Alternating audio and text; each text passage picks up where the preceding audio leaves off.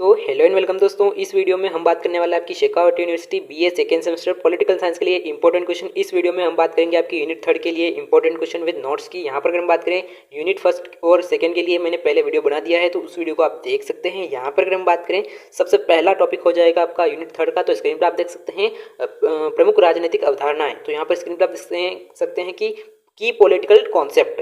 यहाँ पर अगर हम बात करें आपके जो है प्रमुख अवधारणा में आता है, आपके राजनीतिक अवधारणा में आपको देखने को मिलता है स्वतंत्रता यानी कि आपकी लिबर्टी। इसके अलावा अगर हम बात करें आपकी इक्वालिटी क्या है, न्याय क्या है, तो न्याय के प्रकार कौन कौन से हो जाएंगे, तो इसके बारे में आपको जानना होता है राजनीतिक अवधारणा में। तो स्क्रीन पर आप देख सकते हैं। यहाँ पर अगर हम बात करें स्वतंत्रता की स्वतंत्रता का क्या अर्थ होता है, तो यहाँ पर अगर हम बात करें स्वतंत्रता का अर्थ जो है आपके बंधनों का अभाव नहीं, बल्कि एक ऐसा वातावरण होना जिसमें व्यक्ति अपना व्यक्तित्व का पूर्ण विकास कर सके, ये जो है आपका स्वतंत्रता का अर्थ हो जाएगा। इसके अलावा अगर हम बात करें आपकी स्वतंत्रता का जो है दो प्रकार होता है।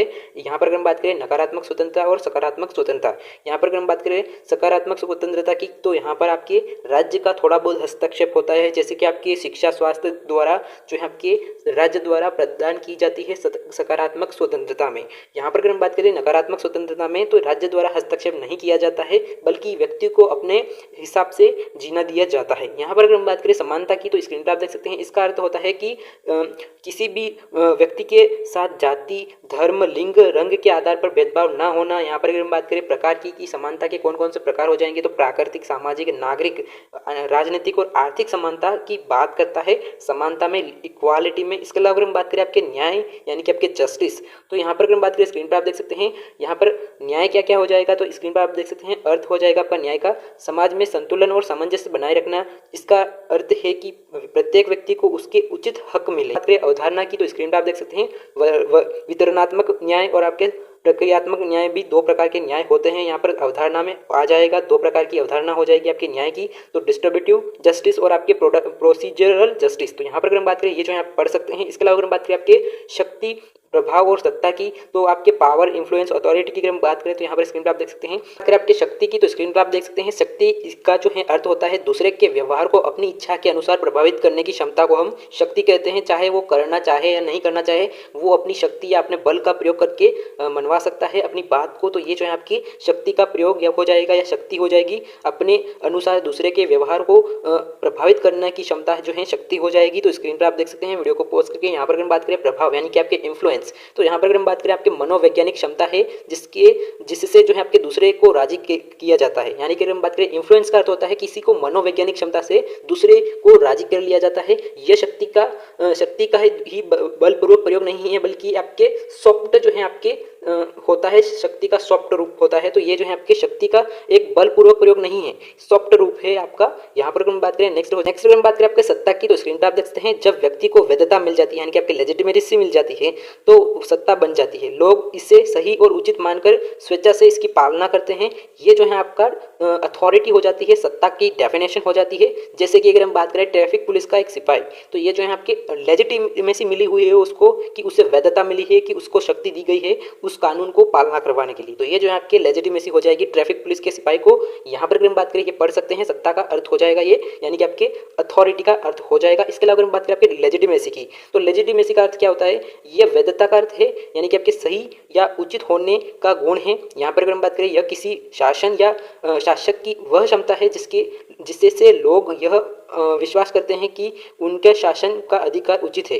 इसके अलावा अगर हम बात करें आपकी अधिकार और कर्तव्य की, तो यहाँ पर आपके राइट कौन कौन से हो जाएंगे, कर्तव्य कौन कौन से हो जाएंगे, तो यहाँ पर आप वीडियो को पॉज करके पढ़ सकते हैं, इतना इंपॉर्टेंट नहीं है। नेक्स्ट अगर हम बात करें आपका प्रमुख राजनीतिक अवधारणाएं, तो यहाँ पर जो है आपके नेक्स्ट टॉपिक हो जाएगा यूनिट थर्ड में। तो स्क्रीन पर आप देख सकते हैं आदर्शवादी जो है आपके आइडियोलॉजी। इसके अलावा अगर हम बात करें आपके लिबरलिज्म यानी कि आपके उदारवाद आइडियोलॉजी कौन कौन सी हो जाती है, तो इसमें क्या क्या आता है। जैसे कि अगर हम बात करें यहाँ पर, तो व्यक्ति की स्वतंत्रता पर सबसे अधिक बल दिया जाता है उदारवाद में। इसके अलावा अगर हम बात करें सीमित सरकार होती है, कानून का शासन होता है, व्यक्ति के अधिकारों का समर्थन करता है। इसके अलावा अगर हम बात करें इसके प्रमुख विचारक कौन हो जाएंगे, तो जॉन लॉक इसके प्रमुख विचारक हो जाएंगे उदारवाद के।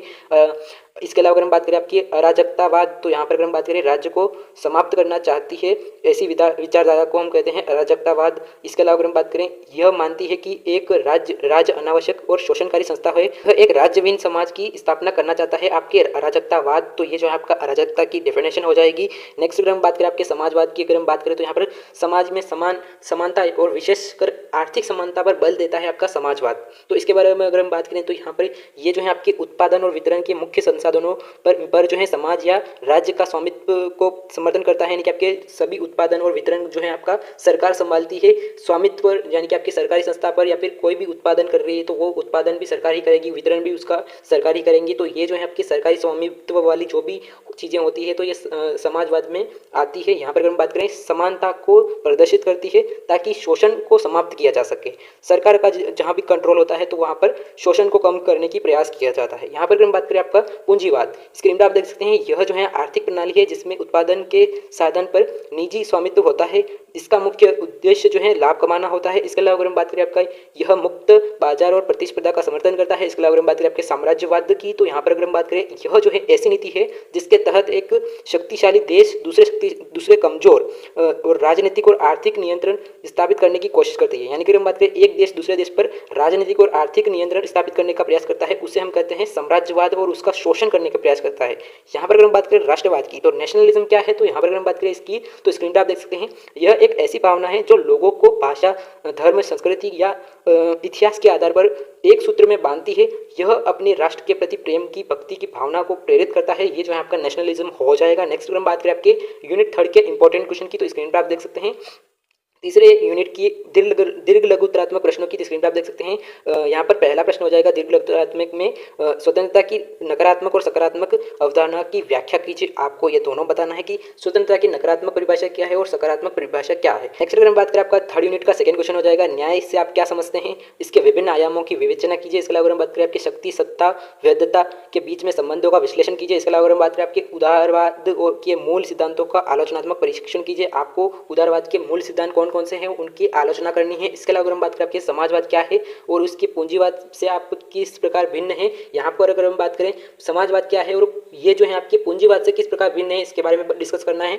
यहाँ पर अगर हम बात करें, आपको चौथे प्रश्न का आंसर यहाँ पर नहीं मिलेगा, तो आपको अपनी 1 वीक सीरीज में पढ़ रहे हो तो उसमें आप इंपोर्टेंट लगा सकते हो। इसके अलावा अगर हम बात करें आपके छोटे प्रश्नों में, अगर हम बात करें यूनिट 3 के, तो यहाँ पर अगर हम बात करें समानता के किन्हीं 2 प्रकारों का वर्णन कीजिए। इसके अलावा अगर हम बात करें आपके अधिकार और कर्तव्य कैसे एक दूसरे से जुड़े हुए हैं। आदर्शवादी राज्य किसे माना जाता है, इसके बारे में आपको बताना है। इसके अलावा अगर हम बात करें आपके अराजकतावाद का मुख्य उद्देश्य क्या है, राष्ट्रवाद की परिभाषा क्या है, इसके बारे में आपको बताना है। तो स्क्रीन पर आप देख सकते हैं यूनिट 3 के इंपॉर्टेंट क्वेश्चन हो जाएंगे, बड़े और छोटे, तो यहाँ पर आपको ये पढ़ लेने हैं। ये जो है आपके 3rd यूनिट के इंपॉर्टेंट क्वेश्चन हो जाएंगे। नेक्स्ट वीडियो में हम बात करेंगे आपकी यूनिट 4 की। तो यूनिट 4 है आपकी शासन प्रणाली और राजनीतिक गतिशीलता। यहाँ पर अगर हम बात करें यूनिट 4 ये हो जाएंगी। तो नेक्स्ट वीडियो में इस यूनिट की बात करने वाले हैं। तो इसी के साथ ये वीडियो का थैंक यू फॉर लिसनिंग। जय हिंद।